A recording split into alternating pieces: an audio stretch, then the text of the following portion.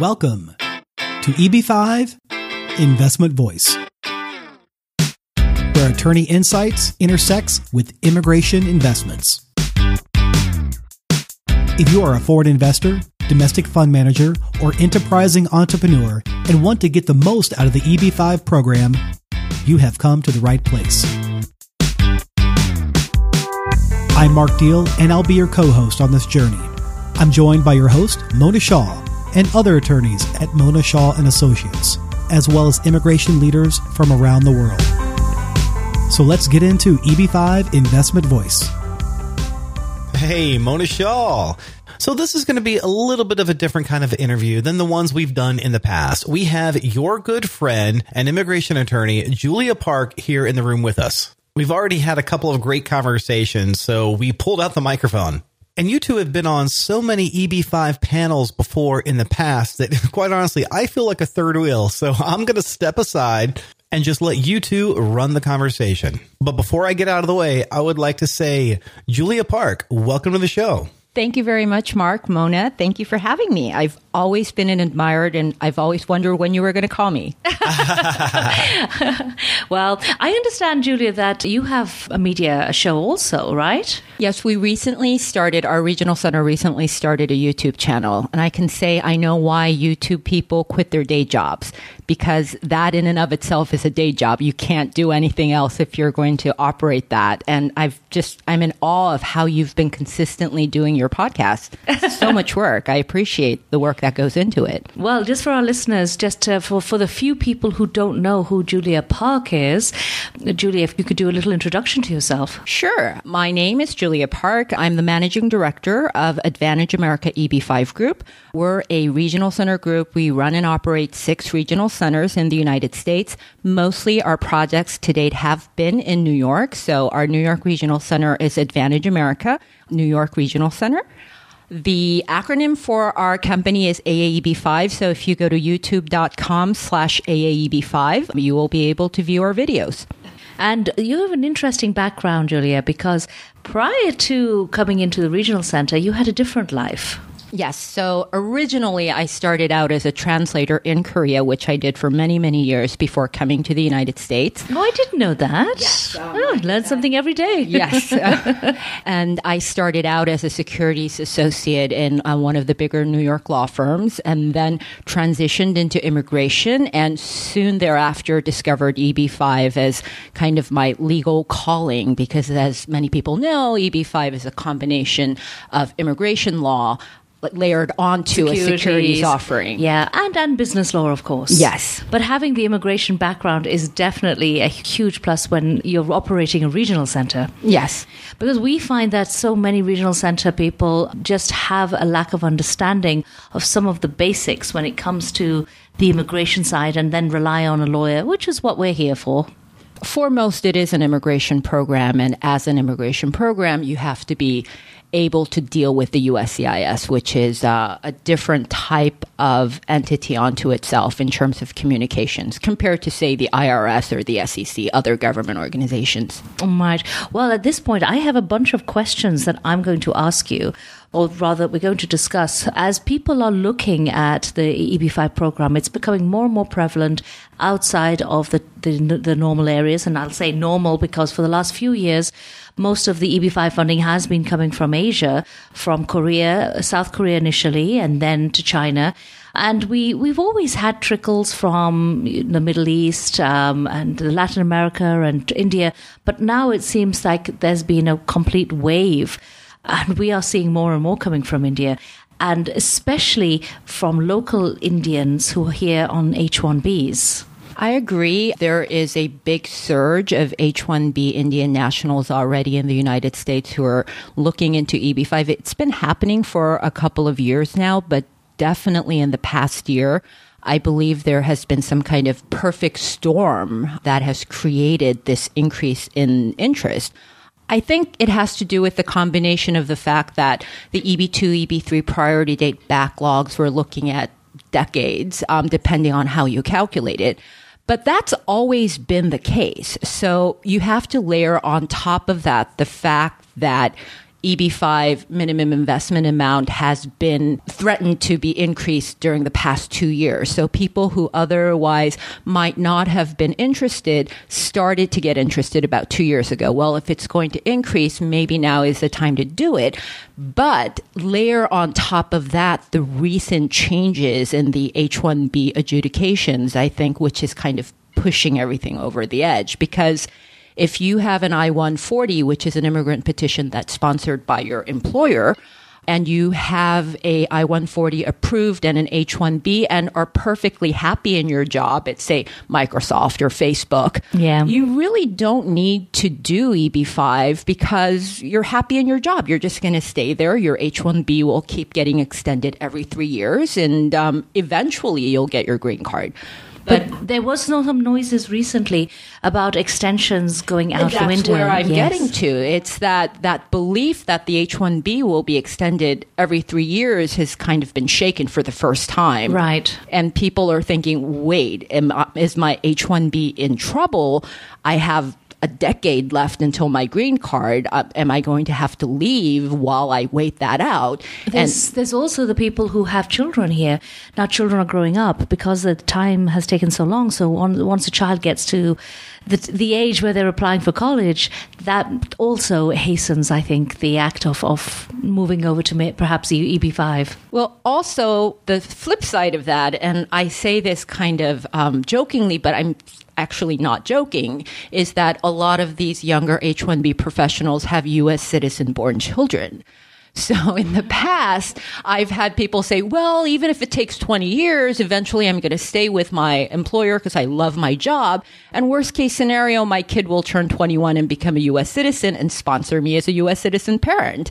So that was kind of an underlying, although not a conscious thing, but even that is a little shaky with so much noise around family-based immigration and how potentially those rules might change as well. So family-based immigration changes, the fact that the H-4 spouse EAD might also be taken away, couple that with no longer being certain that your H-1B will continue to get extended, that has kind of created a perfect storm of maybe EB-5 is the right thing for me now. It is, but that takes us to another topic, which is that I have seen, and I know you have as well, a lot of H-1B folk coming in and thinking that, I don't need to put my $500,000 into a regional center. I can go out and I can put it back into the company which has sponsored me. They've sponsored so many people. They've got so many employees. Let me put my $500,000 back into the same company. You've seen that as well, right? And lo and behold, we're getting the denials. The USCIS, even in prior administrations, I believe, had always had issues with this idea of control. Yeah. So if you think back, I believe it was around 2010. Before 2010, the USCIS did allow self-sponsored H-1Bs. So if you opened up your own business and you were hiring yourself, you could sponsor your own H-1B. And I know people who did it at the time. But then that rule changed because the USCIS was thinking, wait, there's this element of control. If you control your own fate, you are not really an employee. So this idea has always percolated in the background. And now with more people doing EB-5 and structuring it where they are a shareholder of the company, I'm not surprised that the USCIS is kind of taking a step back and saying, wait. Yeah, but the concept is wrong also, because I feel that if somebody comes forward and they want to do an EB-5 project and they decided they don't want to go into a regional center, they've been sponsored as an H1 person for umpteen years, let me put the money back into that same project. Are they actually creating new jobs? No. Well, obviously, if you're putting money back into your company, you need to. The job creation is an underlying premise of all of this. So, if your company already has 15 employees, you're going to have to create 10 more employees. But it's also the corporate structure, though, Julia, because people don't realize that when they have an existing company, the corporate structure is so difficult to come in and show that it's a wholly owned company by the investor where you're creating all the jobs in one area. It's difficult. It is very difficult. And I think that just recently we were doing a seminar together, and we were quoting the amount of denials that have come up from Indian nationals as opposed to Chinese nationals. Yes, I believe the IIUSA, of which you and I are both members of, did a FOIA request, a Freedom of Information Act request, vis-a-vis I-526 approval numbers broken down by country, because the USCIS does not release these numbers in their regular reportings that they give us, the numbers they give us quarterly. And the I-526 approval rate for Chinese investors was around 90%, 89%. 89%. 89%. And for Indian investors, very high. It was very high. For Indian investors, it was under 60%. 55, yes, around 55.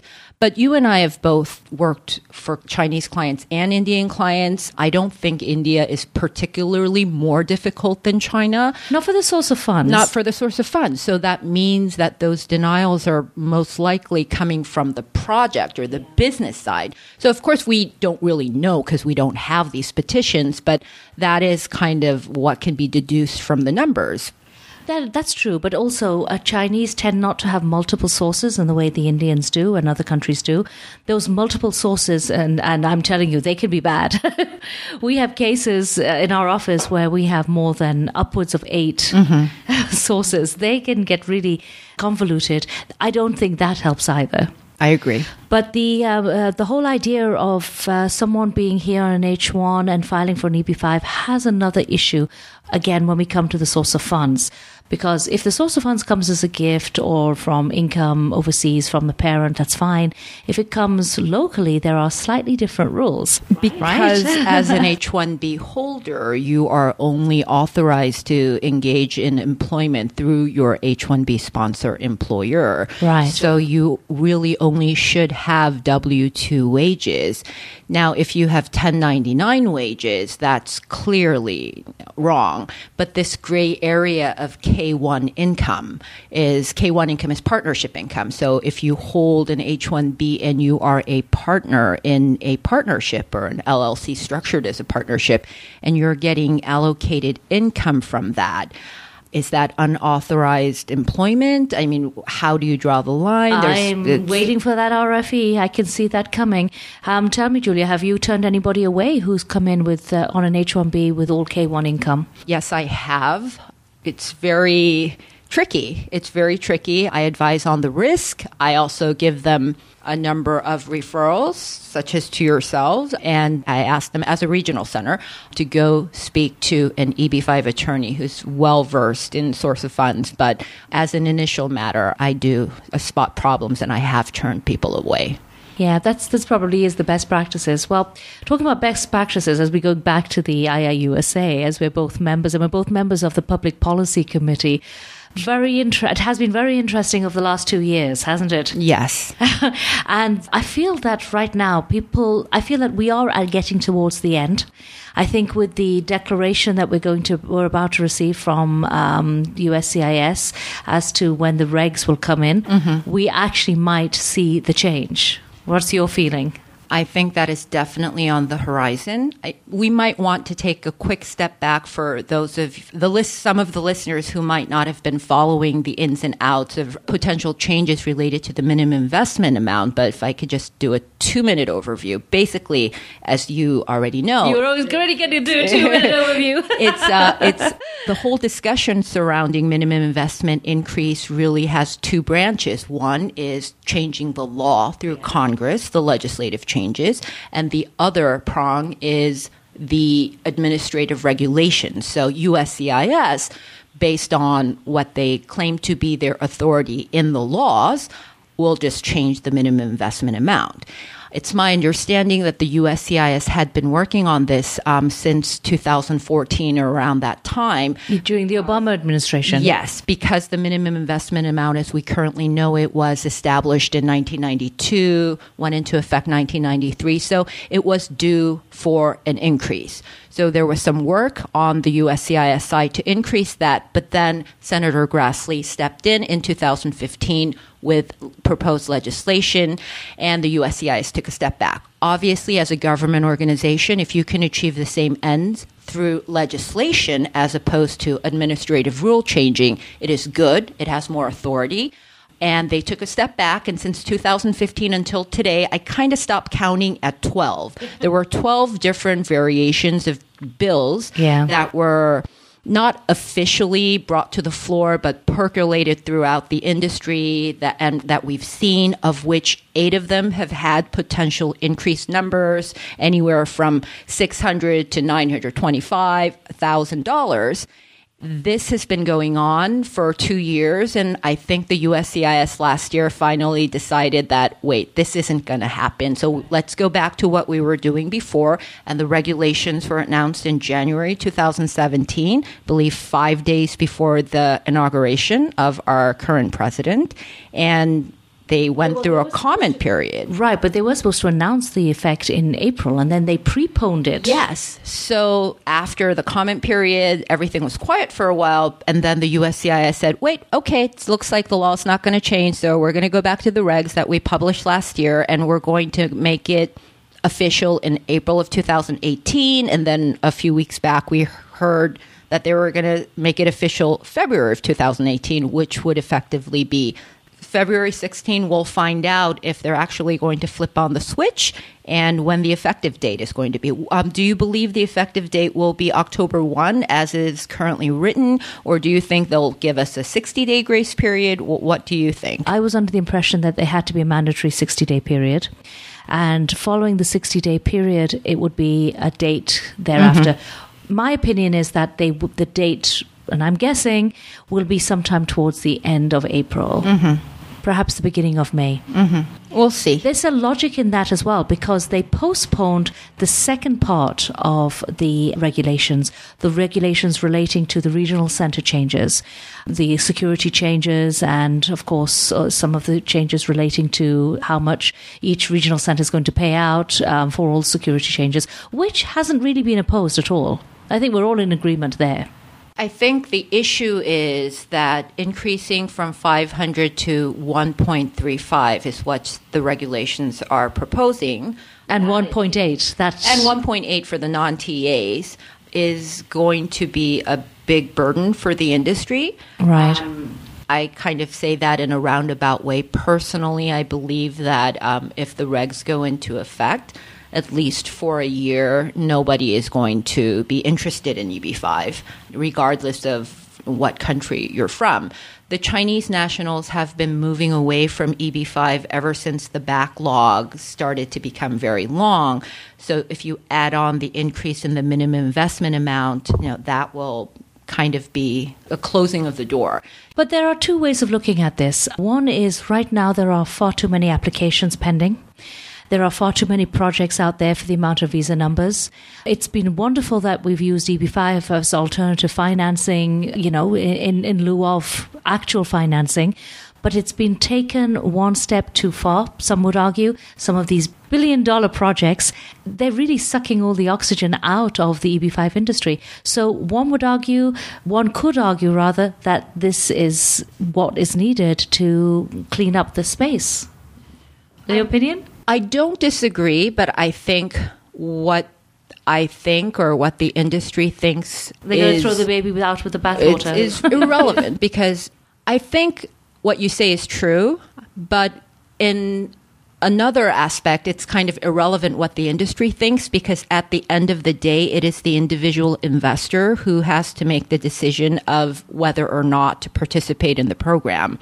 I always call it the schmuck factor, meaning that if you were planning on buying a house for $500,000 in a certain town, all your friends already bought houses in that town for $500,000 because it had a great school district.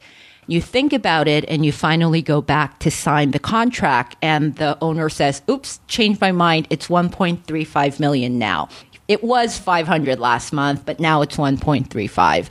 I think the investor or the purchaser would walk away.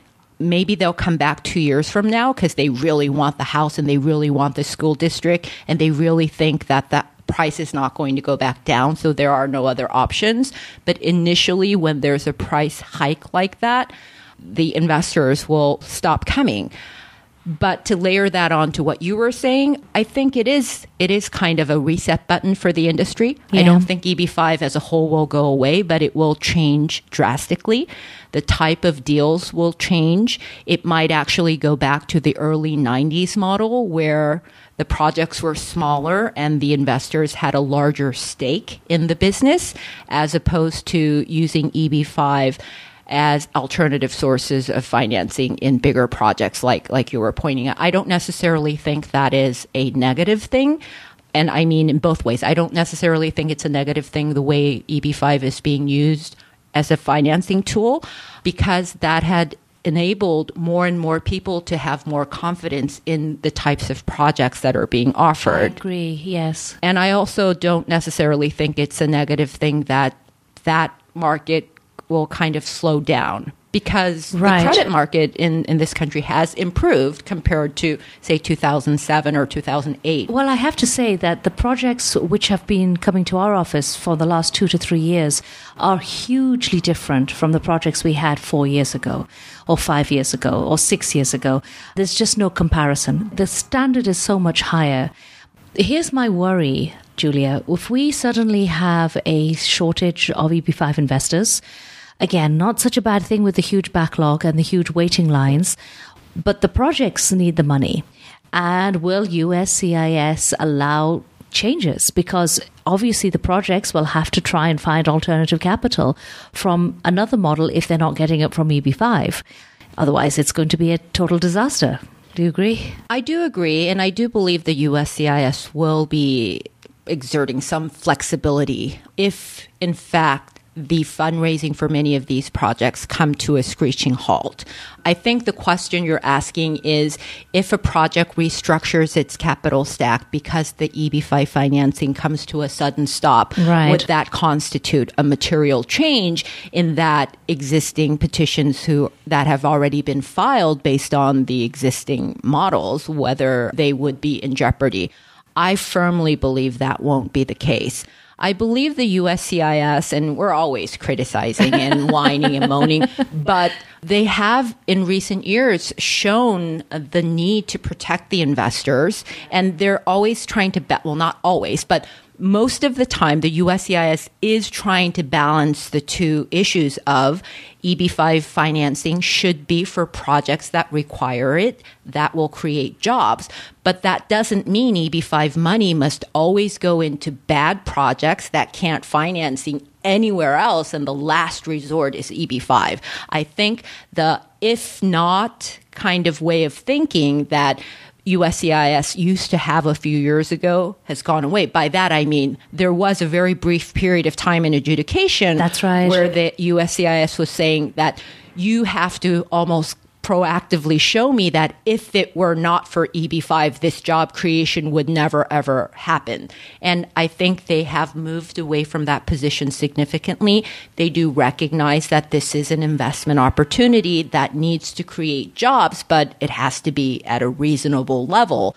And I believe there are a lot of projects out there that will experience difficulties if fundraising comes to a stop. But there are also good projects out there who are already thinking about this. Yeah. For example, our project, which I won't talk about.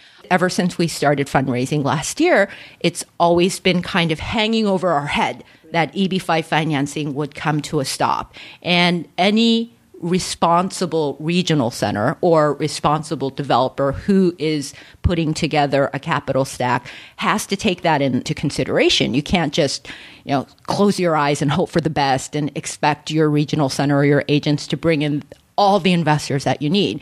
You have to anticipate that this could stop. And so I do share your concern that there will be projects that experience difficulties, but there are also projects like ours that have been planning for this since we first began structuring the deal. Are your projects based in cities or in rural areas? Most of our projects are based in New York. So cities. Yes. So if there's a huge change in the TEA, which we're expecting, that would directly affect you. That would directly affect us. And that's why from day one of our current project, which we started working on in 2016, we've always operated under the assumption either we would lose our TEA or the minimum investment would go up even if we didn't lose the TA status. So that's always been in the back of our minds when we were preparing this. And so we do have remedial measures already in place to ensure the project gets completed. And I believe any project that has come to the market in the past 2 years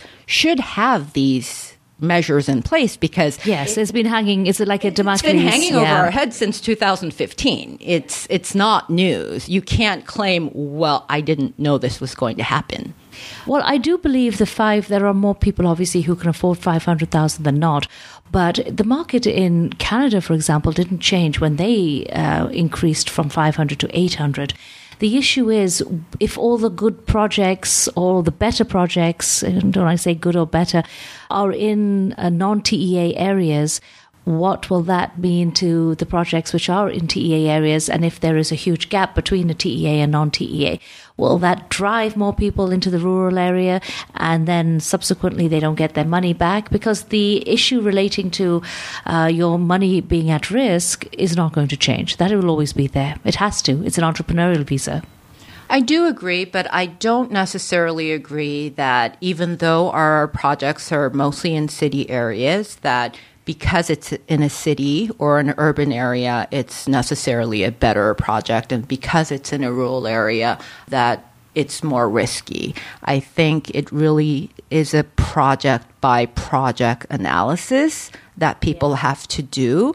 To address your comment about Canada, I believe Canada was a little bit different because the return of your principal in the Canadian project, and correct me if I'm wrong, is virtually guaranteed. Yes, but I think they lost about 200 or 250. I'm not an expert in that area. But yes, there was a guaranteed return, which we don't have here in the US. And I think if somebody is going to put 1 point something million, they want a stake in that business, a much higher stake than your usual 0.5%. Which brings us back to what we were talking about earlier, in that for better or for worse, and no judgments here, because I grew up in an authoritarian country. I mean, Korea is a democracy now, but went back in the day. And I believe that people who grow up in that kind of background have a more fatalistic view of the government, and that it is what it is. So I don't want to go into, is this a bad thing or a good thing that it's going up? That the fact is, it's an if-then kind of analysis for me. If it goes up, then the structure of EB-5 as we know it will change. And not necessarily a bad thing, as we've discussed. Not necessarily a bad thing. Julia, at this point, there are two types of regional centres. There's the regional centre, which is the third-party regional centre, and then there's the regional centres for actual projects. Well, first of all, before I ask what your opinion is going to be on the changes affecting these type of regional centres, what is your opinion on the two types of regional centres? Because I believe you have the third-party model, correct? Yes. So we are a independent third-party regional centre that is not affiliated with a developer. There are other types of regional centers where the regional center is, in fact, a financing arm of an existing developer. Right. And there are actually hybrids where they initially started out by smaller developers who realized that there was a niche that they could fill by also sponsoring other developers' projects. So you kind of have two big groups and then a smaller group. We're firmly in the non-affiliated regional center group. I believe that, and I'm an attorney by training, is that there are pros and cons to both, of which I can argue. I do believe that there are pros and cons to both types of regional centers.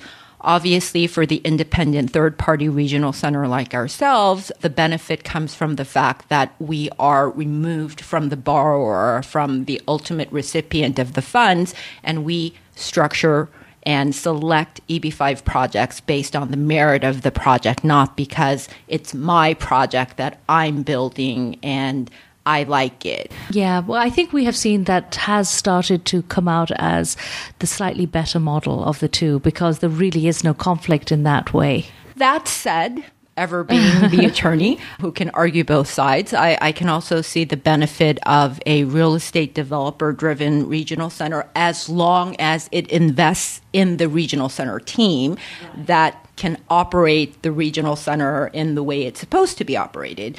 That if you are a developer-based regional center that invests in creating a solid EB-5 team, then there could be some benefits as well. But what would happen to that developer if the developer suddenly decided, okay, there's no more EB-5 capital coming in, or not the same flow? He already has maybe 2 or 3 or 4 projects full, and he decides to disband his EB-5 team because it doesn't make any sense to keep them on. Well, that's not going to be possible. If you are a regional center today and you have already raised funds, you're going to have to be in this business for at least the next 10 years, and you're going to have to maintain that support for the existing funds. People have been asking me recently, because the Chinese market has really slowed down, the pending changes to the minimum investment amount, it's looking like the EB-5 industry is going to change at the very least, or even maybe shrink to a very, very tiny percentage of what it is. As it is. But even smaller. And people say, oh, Julia, what are you going to do? And my reaction to that is, oh my God, even if I don't do any fundraising going forward, there is so much work that needs to be done as a regional center to support the funds and the investors that we have already raised and secured. So if you are going into EB-5, which I don't think a lot of people are doing today, but if you're in EB-5 and you already have investors, even if it's just one, then you have to maintain that support. That's important. It's important because people do ask this question a lot. Yes, and I believe there's a business model to be had where there will be businesses, maybe regional centers like ourselves, that take on that support and the management. And that might be another cottage industry that pops up in the EB-5 industry. Well, the USCIS are closing EB-5 regional centers down a lot. Anybody who's not at all active, because there are so many regional centers out there which are just not active. I stopped counting at 900. I don't even know what the current number is. But I believe only, I shouldn't say a handful, but maybe less than 50, less than 30. I don't know. Nobody really keeps track, but there are only a few dozen regional centers that are actively operating. Right. And the good thing is that most of them, I hope all of them, do practice with best practices. Yes. Yes, let's hope that all of them do operate with best practices. Well, Julia Park, thank you so much for coming on with us on EB-5 Investment Voice. And Mona, thank you for giving me the opportunity to take the role of a listener and really just sit here and watch the two of you talk. It has been really great. Thank you, Mark. And Julia, thank you. And I hope you'd come back again once we have more meat to discuss. Well, thank you, Mona, Mark, everyone. Thank you for inviting me. I had fun, and I hope to come back soon. Thank you for being with us today on EB-5 Investment Voice. The topics presented in this podcast is informational in nature and is not to be taken as specific legal advice. If you have questions on the topics presented in this episode or other investment immigration needs, please contact Mona Shah Associates. Mona and her attorney staff can be reached at mshawlaw.com. That's mshawlaw.com. Make sure you don't miss our next episode focusing on a different aspect of the EB-5 program by subscribing to the podcast. While you're at it, leave us a rating on iTunes. If you really found this episode valuable, share it with someone else that could benefit from this information. Until then, I'll see you on the next episode of EB-5 Investment Voice.